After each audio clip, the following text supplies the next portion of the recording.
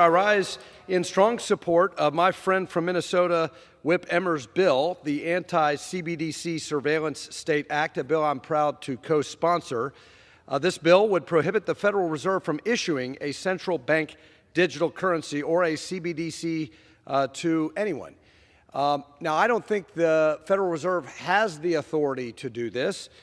In fact, a cursory, simple review of the Federal Reserve Act shows that the Federal Reserve does not have the legal authority to issue a CBDC to individuals absent explicit authorizing legislation from Congress.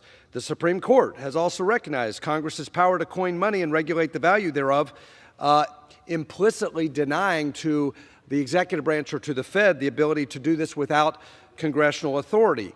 That said, I think it's prudent to explicitly deprive the Fed of the authority to do this for a variety of reasons.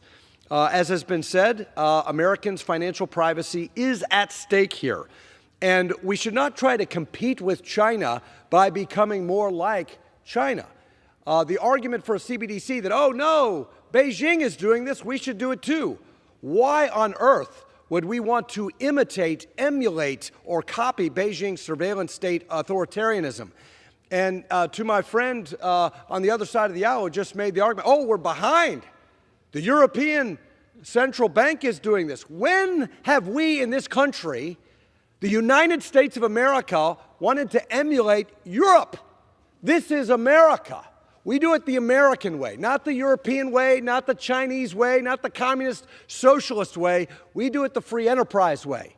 We do it the limited government way. We do it the way to honor Americans' privacy through the Genius Act, through private stablecoins. That's the way we should do it. That's the way we should lead in innovation. And so, yes, personal privacy is at stake. Surveillance of Americans' individual financial transactions through a CBDC does raise serious privacy concerns and concerns about government control and politicization of loans, online payments, credit scores, tax compliance, federal contracts, monetary policy, and the like. But in addition to these privacy concerns, a central bank digital currency would centralize Americans' finances, eroding the banking deposit base.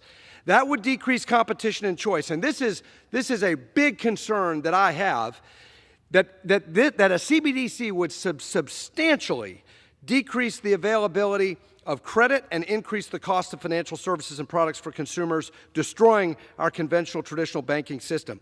Our banking system, in contrast to Europe, in contrast to China, is the envy of the world due to its free market principles, its dynamism, and its diversity.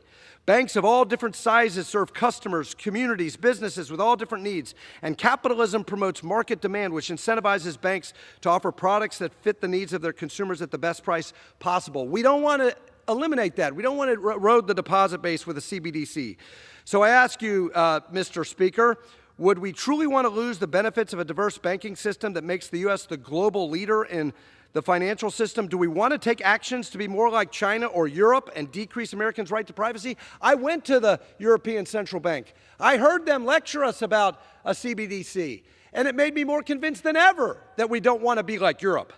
The answer is we do not want to be like Europe. We do not want to be like the communists in Beijing. We must not disintermediate our banking system and allow for a creation of a CBDC. We must not threaten Americans' access to privacy.